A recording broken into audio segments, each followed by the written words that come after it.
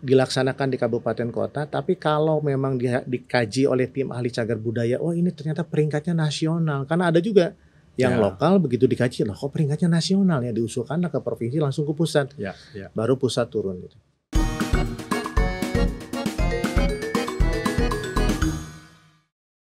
Merdeka, saya Arto Biantoro dan kita berjumpa lagi di program Podcast Nusantara. Indonesia adalah negara yang begitu kaya dengan bahasa, suku, agama, dan budaya. Ini tentu saja menjadi pertimbangan tersendiri karena bukan hanya soal banyaknya budaya yang kita miliki, tapi kita juga harus memikirkan bagaimana melestarikan dan melindunginya. Saya undang hari ini ke studio, yaitu beliau adalah Direktur Pelindungan Budaya atau Kebudayaan dari Kemendikbud Republik Indonesia, Pak Yudi Wahyudin. Selamat sore. Pak Yudi, terima kasih sudah hadir ke studio kami. Dan tadi saya singgung benar ya Pak, Direktur Pelindungan Kebudayaan. Ya. Saya kok nggak pernah dengar istilah itu ya Pak, pelindungan kebudayaan. Memang ada direktoratnya kah Pak? Ada, jadi sejak 2019 sebetulnya. Oh baru dong ya, Pak? Baru, jadi tahun 2017 terbitlah Undang-Undang Pemajuan Kebudayaan nomor 5 2017. Setelah itu diadakan proses riset, diskusi dan lain-lain, kemudian berubah nomenklatur. Berubah nomenklatur mengikuti apa yang diamanatkan di undang-undang tersebut. Jadi ada Direktorat Pelindungan Kebudayaan. Sekarang ya? Iya.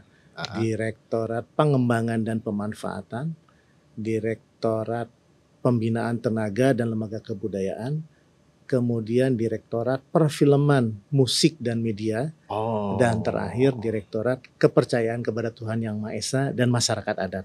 Jadi 5 ya. Ini 5 direktorat. Kayak baru semua ya Pak? Baru, semuanya diawali dari 2019 sebetulnya gitu. Jadi ya lagi bergerak terus ya. Sebetulnya tusinya tetap mengakomodasi hal-hal yang sebelumnya ada, tapi dengan paradigma yang disesuaikan ya dengan undang-undang tersebut itu. Apa yang kemudian menjadi landasan direktorat ini harus berdiri, dan apa yang kemudian menjadi titik kritis ketika kemudian proses awal pendirian? Tentu saja ini kan nggak mudah juga. Siapa yang harus menjadi bagian dari situ? Apakah punya pengalaman dan lain-lain ya? Ya, ini khusus Direktorat Pelindungan ya. Pelindungan sendiri sebenarnya bagian dari pelestarian. Jadi kalau kita mengacu, anggaplah kedua undang-undang ya. Ada Undang-Undang Nomor 11 tahun 2010 tentang cagar budaya. Kemudian yang baru Undang-Undang Nomor 5 2017 tentang pemajuan kebudayaan.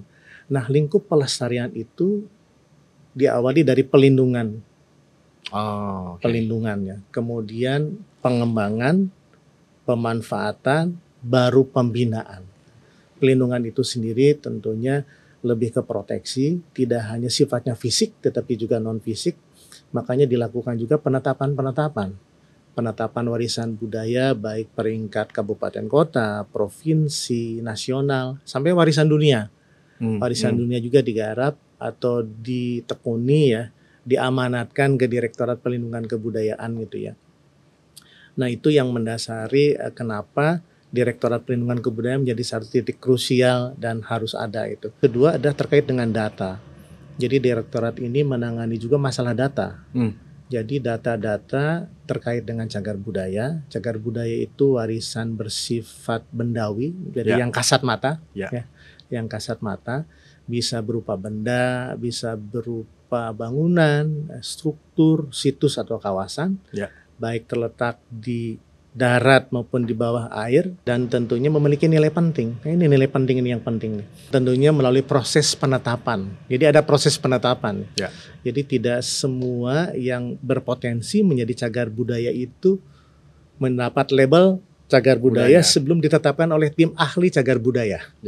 Tapi kan artinya dengan seperti itu berarti potensi tumbuhnya budaya baru baik yang fisik dan non fisik masih terus berkembang ya Pak? Terus berkembang karena kebudayaan sendiri kan ya, kalau lihat literatur gitu kan, itu kan produk manusia.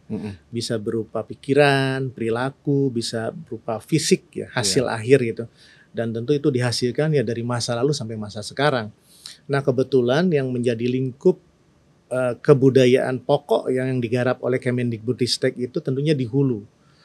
Yang tradisi ya, yang masa-masa prasejarah Ya. Hindu, Buddha, klasik, kolonial gitu. Ya. Sementara kalau kebudayaan yang lain tentunya ditangani juga oleh kementerian dan lembaga-lembaga pemerintah yang lain dari pusat maupun daerah. Malah kalau kita mengacu ke undang-undang pemerintah daerah, itu dilampirkan itu kewenangannya tuh, kewenangan kabupaten kota, kewenangan provinsi, kewenangan pusat gitu ya. Karena kebudayaan merupakan layanan wajib dari pemerintah daerah walaupun bukan yang pokok gitu, tapi wajib gitu ya. Jadi sebetulnya secara instrumen sih sudah relatif lengkap, tinggal bagaimana pelan-pelan kita sinergi lah, bekerja sama karena kebudayaan itu tumbuh dan berkembang di masyarakat sih. Betul. Jadi kita fasilitator sebenarnya bukan operator pemerintah itu. Banyak yang suka salah ya, salah tangkap ya soal itu. Kok nggak dilakukan A, B dan C, maka peran pentahelix itu juga jadi bagian penting ya. Betul. Pak, tadi saya penasaran waktu dalam konteks data tadi ya, ada nggak sih data juga yang menceritakan budaya yang telah hilang gitu, yang kemudian mungkin bisa bekerja sama dengan kampus, fakultas terkait gitu, kemudian untuk menghidupkan kembali dalam data-data yang disusun itu juga ditemukankah budaya-budaya yang hilang? Ya sebetulnya kalau lihat runutan ya, sebetulnya diawali dari penemuan atau pencarian atau pelaporan gitu ya. Data-data tersebut. Kita belum bicara dulu cagar budaya atau warisan budaya Indonesia ya, karena ada tangible, ada intangible kan. Ya. Nah dari pendaftaran tersebut baru dicek ulang, diverifikasi apakah betul data-data terkait tersebut gitu ya. Kalau betul diserahkan ke tim ahli cagar budaya untuk cagar budaya. Kalau yang warisan budaya tak benda itu tentunya melakukan kajian sejarah, kemudian diserahkan ke Pemda, ke provinsi, diserahkan ke pusat. Di pusat ada tim ahli warisan budaya tak benda Indonesia yang menetapkan per tahun. Jadi dua-duanya bekerja per tahun itu. Baru muncullah rekomendasi. Karena yang menerbitkannya kalau cagar budaya itu sesuai kewenangan kabupaten kota. Kemudian ke provinsi kalau peringkat nasional menteri, Menteri ya kami. Kalau warisan budaya tak benda tentunya Mas Menteri gitu karena nasional. Peran masyarakat sendiri dalam melihat budaya kita itu menurut pandangan Bapak seperti apa ya? Terakhir ini justru menarik gitu ya peran masyarakat karena ya mungkin perkembangan teknologi, kemudian daya kritis juga. Ya sekarang sudah banyak komunitas. Daya kritis juga ada level itu Pak ya, 1-10. Levelnya juga banyak gitu. Tapi intinya kan aspirasi tersebut tentu dipilih, dipilah, dicek ulang. Tetapi intinya ada partisipasi. Nah partisipasi publik ini yang justru tonggak utamanya. Ya, ini menjadi tadi ya catatan tersendiri bagaimana merespon pandangan masyarakat. Dan kalau melihat itu saya juga suka melihat banyak gerakan-gerakan independen di daerah, misalnya dalam konteks pelestarian budaya, gerakan-gerakan seperti penyelamatan payung Tasikmalaya misalnya, model-model seperti itu dari sudut pandang pelindungan, apakah juga bagian yang penting untuk mendapatkan masukan dari masyarakat dan bersinergi gitu? Ya justru penting. Kenapa penting? Justru sebagai pemerintah kita kan fasilitator, memfasilitasi. Jadi harus dilaporkan ya? Iya, jadi sebetulnya data-data yang ada di pemerintah daerah tersebut sebagian besar itu bersumber dari masyarakat luas. Jadi masyarakat melaporkan sebaiknya sih dengan data yang relatif lengkap gitu ya, sehingga bisa didaftarkan, bisa dikaji ulang dan bisa menjadi dasar untuk penentuan program dan kegiatan. Bagaimana aksinya gitu, karena kebudayaan itu sendiri kan kalau bicara misalnya payung tadi ya. Payung tradisional data bisa masuk ke kebudayaan, tetapi untuk produksi pemasaran dan lain bisa masuk ke dinas perdagangan atau perindustrian, bisa masuk ke ekraf, bisa masuk ke pariwisata kalau ada event dan lain-lain itu. Jadi sebetulnya datanya masuk dulu, kemudian dinarasikan, narasinya tersebut bisa di-share ke dinas-dinas terkait. Jadi jangan bicara kebudayaan terus hanya hubungannya dengan dinas kebudayaan, karena kebudayaan ada di mana-mana. Saya ambil contoh misalnya sekarang sejak 2019 ada arahan dari Presiden kita, Bapak Joko Widodo, bahwa kegiatan fisik untuk heritage itu ditangani sama PUPR. Jadi revitalisasi misalnya rumah-rumah gadang ya di Sumbar, atau misalnya bangunan kolonial itu atau keraton itu sudah ditangani sama PUPR. Karena apa? Karena secara disiplin ilmu, secara latar belakang Mereka memang lebih bidangnya. menguasai, ya. Nah, bagaimana dengan orang kebudayaan? Orang kebudayaan harus memperkuat di pelaksanaan perencanaannya sama pengawasannya. Jadi sinergi gitu. Ya. Agar yang dilaksanakan oleh tim dari PUPR juga sesuai dengan ranah dan bidangnya dan sesuai dengan roh kebudayaannya gitu. Karena bangunan kebudayaan tentunya berbeda dengan bangunan sekarang. Ya, ya. Memang ada prinsip ya dalam revitalisasi atau pemugaran bangunan kebudayaan itu. Yang pertama prinsipnya adalah wujudnya harus sama, bentuknya harus sama. Ya. Kemudian arah hadapnya harus sama. Kemudian bahan-bahan juga harus yang mendekati. Kalau yang asli sudah sulit ditemui gitu, yang mendekati. Jadi itu fungsinya Direktorat Perlindungan Budaya ketika bekerja sama dengan katakanlah PUPR ya. Betul, Berarti mengawasi, memastikan unsur-unsur budaya tersebut masih terkandung atau tersimpan. Betul. Karena memang di bangunan-bangunan budaya yang sudah ditetapkan sebagai cagar budaya itu kan ada kajian. Ya. Ada nilai filosofi, ada kajian historis, pendidikan dan lain-lain. Jangan sampai value-nya hilang. Masyarakat apabila melihat satu aspek budaya, tradisi atau masa yang sudah lalu dan lain-lain dilaporkan ke dinas yang menangani bidang kebudayaan karena namanya beda-beda. Ada dinas kebudayaan, ada dinas kebudayaan pariwisata, ada dispora Parbud, ada banyak itu namanya. Tapi yang menangani bidang kebudayaan di kota masing-masing ya. Di kota atau kabupaten. Karena sesuai kewenangan, betul. Sesuai kewenangannya. Nah, dari sana baru dicek ulang oleh dinas tersebut, kemudian dicek ulang, didaftarkan, dilakukan verifikasi, diserahkan ke tim ahli cagar budaya kabupaten kota. Kalau itu isunya cagar budaya. Iya, kalau isunya cagar budaya gitu. Dan kalau isunya bukan itu dikembalikan ke masyarakat tapi difasilitasi dengan aspek yang lain gitu. Itu kalau pusat itu sebetulnya lebih pokoknya itu lebih banyak menerbitkan aturan-aturan, regulasi-regulasi, pendampingan, fasilitasi, stimulan ya. Karena kan sudah otonomi daerah kebudayaan gitu ya. Ya. Dilaksanakan di kabupaten kota, tapi kalau memang dikaji oleh tim ahli cagar budaya, oh ini ternyata peringkatnya nasional, karena ada juga yang lokal begitu dikaji, loh kok peringkatnya nasional ya, diusulkanlah ke provinsi langsung ke pusat, baru pusat turun gitu. Nah kalau dari segi non formal, tentu ini pembinaan untuk lembaga-lembaga kebudayaan, ada sanggar-sanggar, komunitas, kursus-kursus dan lain-lain. Ini pun digalakan terus dan dengan adanya Dana Indonesiana. Sekarang setiap orang bisa mengajukan, bisa mengusulkan dan diverifikasi nilainya, kemudian bisa mendapatkan stimulan angka untuk berkegiatan, bisa ekspresi ruang publik, bisa dokumentasi, bisa riset, bisa independen sendiri, bisa grup dan lain-lain gitu. Sekarang udah menginjak tahun kedua Dana Indonesiana gitu. Apa itu Pak? Jadi dana yang diberikan kepada komunitas itu ya. Untuk melestarikan budaya. Betul. Dan itu lingkupnya luar biasa, terkait dokumentasi juga masuk, perfilman juga masuk, musik, tradisi, sampai lembaga-lembaga kebudayaan juga masuk. Jadi sangat luas memang, sangat luas. Dana Indonesiana gitu ya. Itu berapa Pak size-nya? Size dananya? Sebetulnya relatif sih, tapi dari puluhan sampai ratusan juta. Oke. Sampai ratusan juta. Jadi kalau saya di daerah, saya melihat ada sebuah kebudayaan tari atau cagar budaya, lalu saya ingin mendokumentasikan, membuat detail bangunan tersebut, saya ajukan proposal, itu bisa dibantu lewat Dana Indonesiana itu. Iya.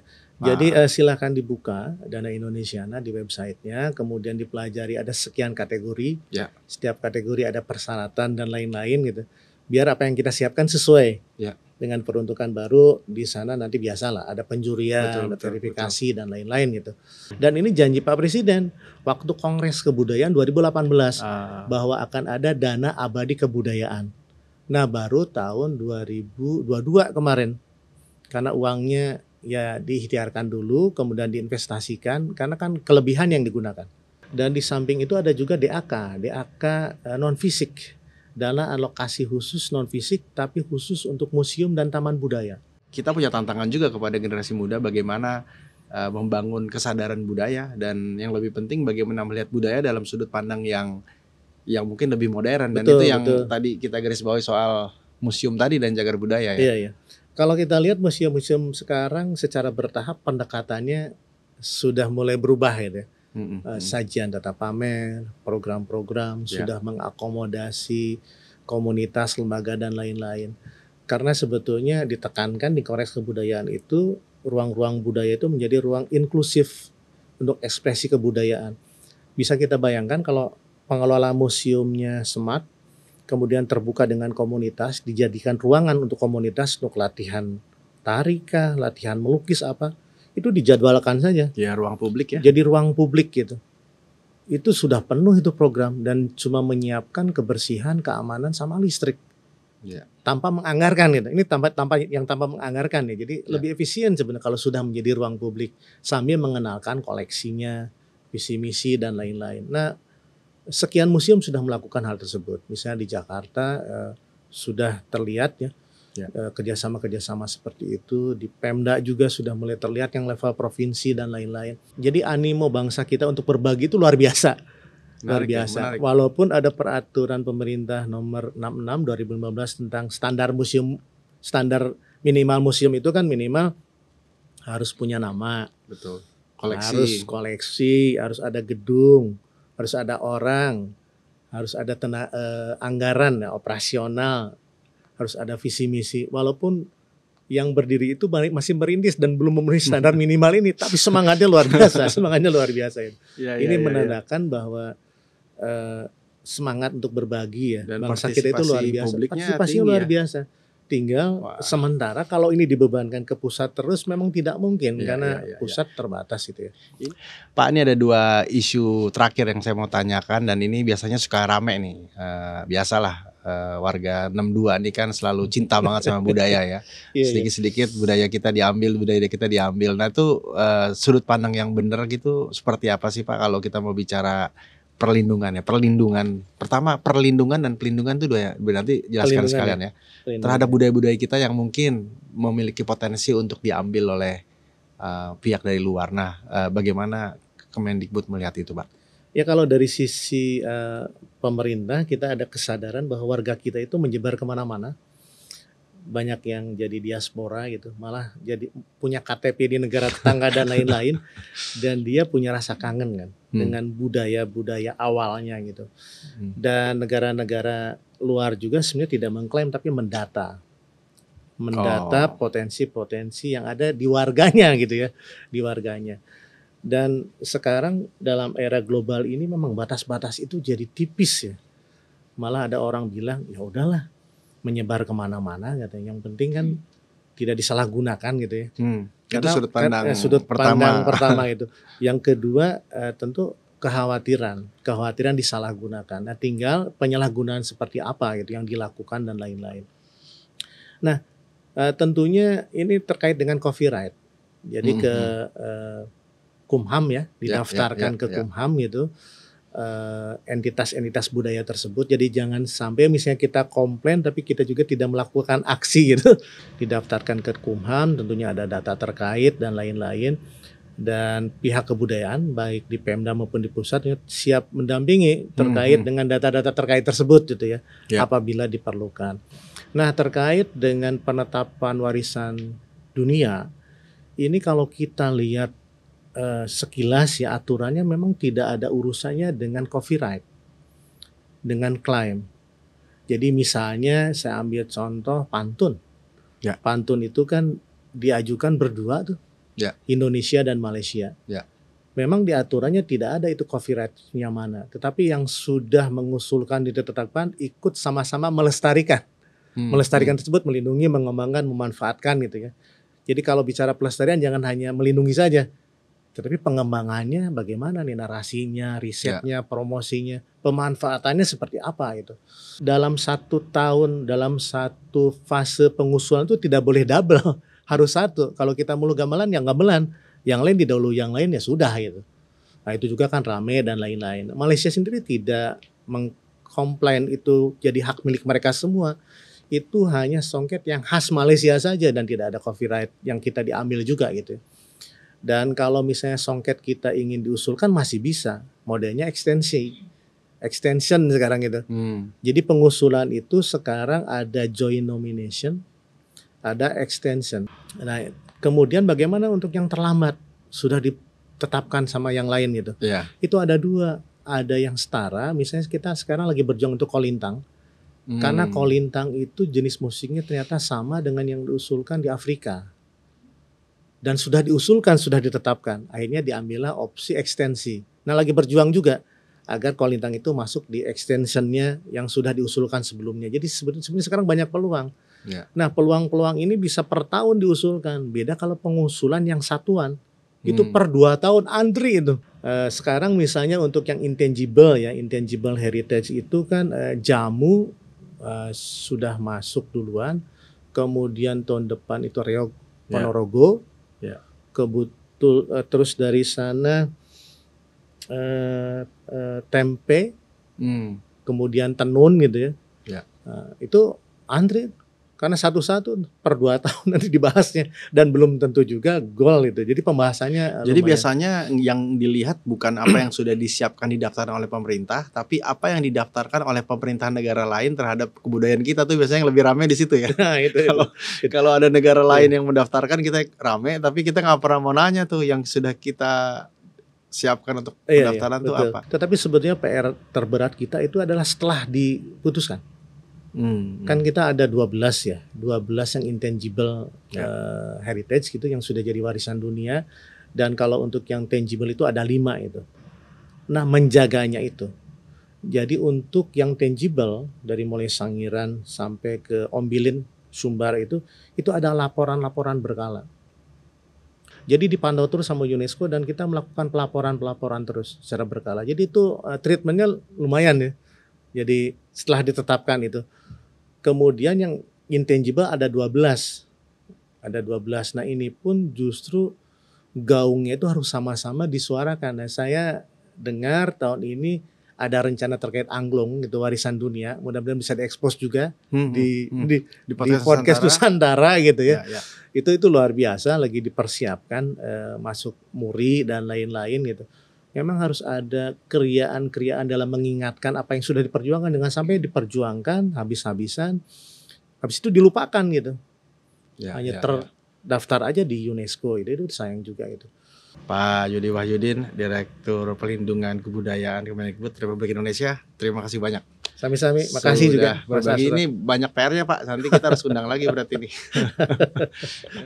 Demikian bincang-bincang kita hari ini tentang kebudayaan kita yang begitu kaya, memahaminya dan kemudian ikut berpartisipasi melestarikannya lewat cara-cara sederhana seperti tadi, dan banyak sekali bentuk-bentuk teknis tadi yang sudah diberitahukan kepada kita. Jadi teman-teman di daerah juga yang mengetahui tentang hal-hal ini, silakan.